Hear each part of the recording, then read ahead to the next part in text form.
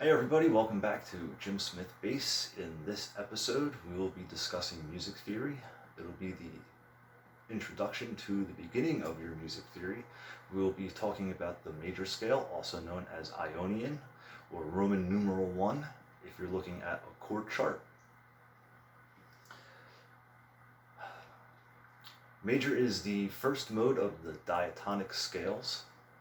Now, what makes the diatonic modes different from the regular heptatonic 7-note scales is with diatonic modes, you have the whole notes separated by half notes, and then you have 2 whole notes in between the half note or 3 whole notes in between the half note. So the formula for major is whole, whole, half, whole, whole, whole, half. So like I said, the 2 whole notes are separated by a half note, and then the other 3 whole notes are separated by another half note. That's what makes the diatonic modes different from the heptatonic modes. Once again, they are 7 notes to the scale, with the 8th note being the octave. I'm going to be showing you 2 different variations that you should learn to help you play and memorize the notes on the fretboard or the neck. You have the traditional 1 octave version, which is what most beginning bassists, guitarists, musicians learn. We usually teach this in elementary school, or if you're a little bit older, it's usually the first mode that you learn. But once again, it's just 1 octave, so you have the first 7 notes, and then, of course, the matching note that's an octave up. And then we will also be learning the 3-note per string, 1.5 octave version. So to start off with the 1 octave version, we will be breaking it down onto 1 string. It will be following the formula, like I said earlier, whole, whole, half, whole, whole, whole, half. So to do this, we'll start on the 1st fret, which is your F of your E string, or your thickest string. So what a half note is 1 fret up, a whole note is 2 frets up. So for this formula, it's going to be whole, whole, so you're going to go up 2 frets to your 3rd fret, and then you're going to go up another 2 frets to your 5th fret, so you have the whole and another whole. Then you go up 1 fret, which is your half step, and then you have 3 more whole steps, which is 2 fret jumps, to your octave, which is your half step. And that is the formula for the 1 octave pattern, or the formula for the major scale. So like I said, starting on the F, or your 1st fret, it's going to be 1, 3, 5, which is your whole steps.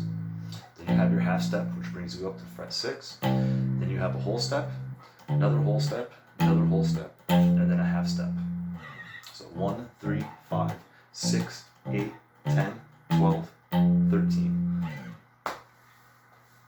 So that is how you break it down onto 1 string, which is kind of inefficient, but that's where all of your scales start. So every note of the major scale is the starting position to one of the other 6 diatonic modes or scales. So like I said, typically we show beginners the 1 octave variation of this, which is just playing 2 notes on the 1st string, and then on the A string you play another 3 notes, and then you play 2 more notes with the octave at the end. So to do this pattern, we're going to play it in G, so it's going to be G major. That's the 3rd fret of your E string, or your thickest string.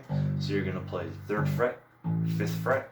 So you're going to play 3rd fret with your middle finger, 5th fret with your pinky. You're going to go up to your A string, which is your 2nd string. You're going to play the 2nd fret with your index. You're going to play the 3rd fret with your middle finger, 5th fret with your pinky. Then you're going to go up to the D string, which is string 3. You're going to play the 2nd fret with your index. You're going to play the 4th fret with your ring finger, and then you're going to play the octave, or the 5th fret, which is your G, with your pinky. And that is the 1 octave variation. So 3, 5 on the A string, 2, 3, 5 on the D string, 2, 4, 5. And what you're going to do is you're just going to play it slow. You're going to get comfortable with moving your fingers, and you're just going to play it ascending and descending. So ascending is going up and descending is coming back down.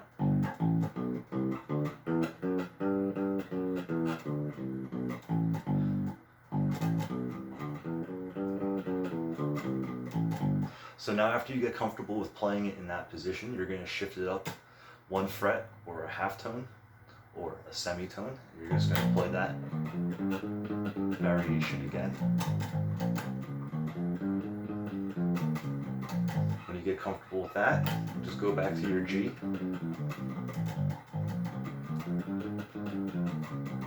And just keep moving it up.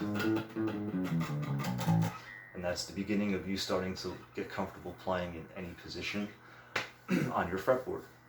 So the second variation I'll be teaching you is the 3-note per string variation, or the 1.5 octave variation. So we're going to start doing this on F, because after you learn it on F, and then you learn all the other scales, F is going to be the lowest note that you can play without playing open strings.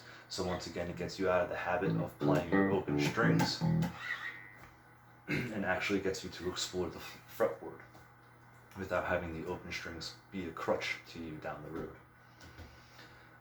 Alright, so to play the 1.5 octave version, it's real simple. All you're going to be doing is playing 1st fret, 3rd fret, 5th fret on your E string, 1st fret, 3rd fret, 5th fret on your A string, 2nd fret, 3rd fret, 5th fret on your D string, 2nd fret, 3rd fret, 5th fret on your G. So 1, 3, 5, 1, 3, 5, 2, 3, 5, 2, 3, 5.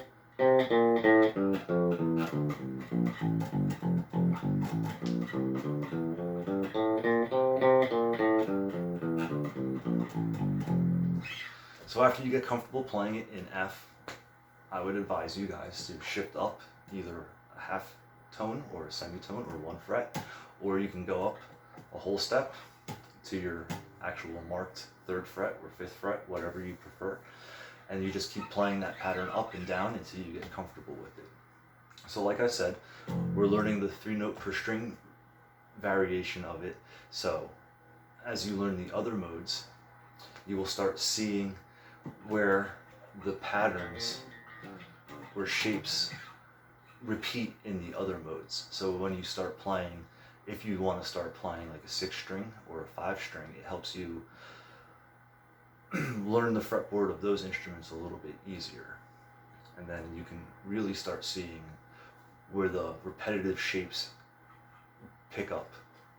And then as you're playing, it'll make it a little bit easier for you to know that as you're playing through major, when you're up here, this is going to be the start of Locrian, your 7th mode, so on and so forth. So it'll help you piece it together a little bit quicker.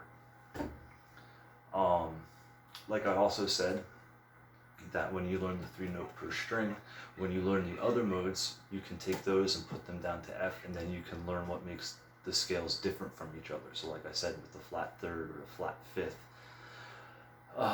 natural 4th, blah blah blah, so on and so forth, you will start understanding what people mean when they start saying that. And then when people start saying, oh, what makes this chord different is it has a flat 3rd or a flat 7th, flat 6th, flat 5, you know, that's how you'll start seeing that. So when someone says flat 5, you think major scale, and they go flat 5, 1, 2, 3, 4, 5, that's the 5th note, and I move it down 1 fret.